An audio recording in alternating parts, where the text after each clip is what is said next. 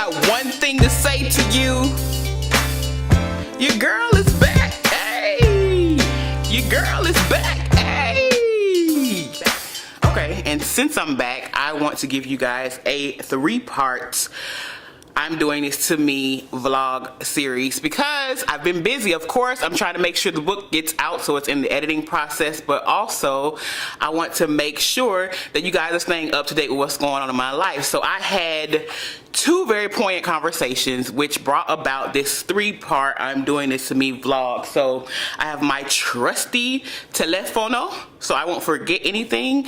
But first, I want to start off with the topics of rejection and acceptance.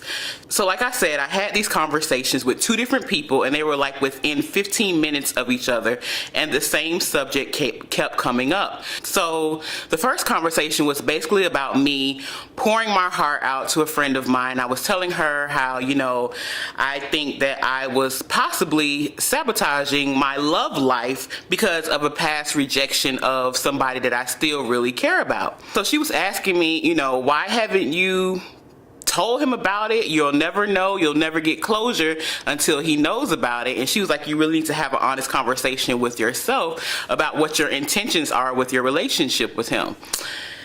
And you know me, because I'm the epitome of the advice queen, but it's always so tough to take advice from others and then actually use it. Like, you accept it and you're like, thank you so much because you care about me. But at the same time, like I told her in the conversation, I said, you know, it's one thing to talk about it, but it's another thing to actually live the thing that you're talking about. And I'm all about not living a double life, so I have to be what I talk about. So in the flesh, I realized that yes, I had a rejection issue, especially when it came to love. And I was just like, okay, so maybe I do need to kind of put myself back out there and allow myself to be vulnerable.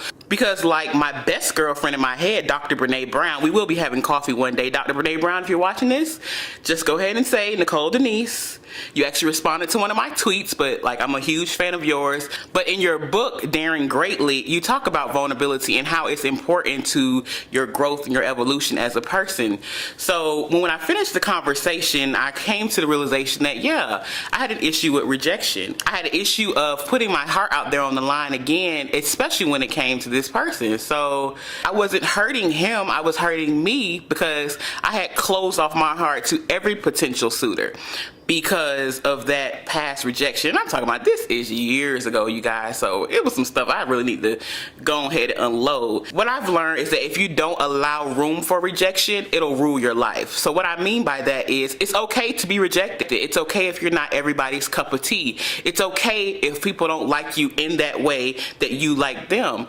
At the end of the day, and this is what my friend reiterated for me in this conversation, she said, it doesn't take away your value, it doesn't take away that you're awesome, it doesn't take away that you're wonderful, it doesn't take away that you're beautiful, it doesn't take away any of that just because the person says no or the person rejects you. So rejection is all about perspective, and it's all about how you accept it. So the second conversation I had 15 minutes after that conversation was actually with a closer person to me, and this was actually on a relational basis that we were talking about. And the subject that came up in this conversation was acceptance. And I basically told her, I said, you have to be invited into people's lives. And at the same time, if you're not invited, you have to be okay with not being invited. So that's when I had the ultimate aha moment, and my paradigm shift and the great epiphany happened to me. And I was like, that's the same lesson that you have to learn when talking about rejection. You have to be okay with being rejected, just like you have to be okay with somebody not inviting you into their lives. Once we get a certain age, you are allowed to do whatever you want to do. And just because somebody doesn't want you to be a part of that, that is their decision.